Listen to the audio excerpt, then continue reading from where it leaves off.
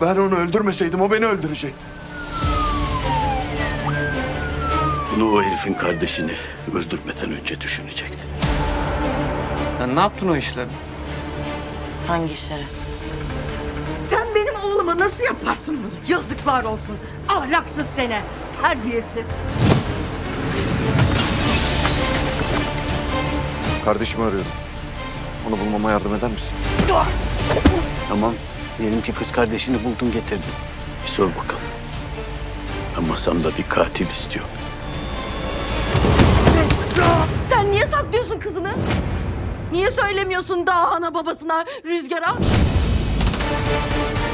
Sen bana hala köpek gibi aşıksın.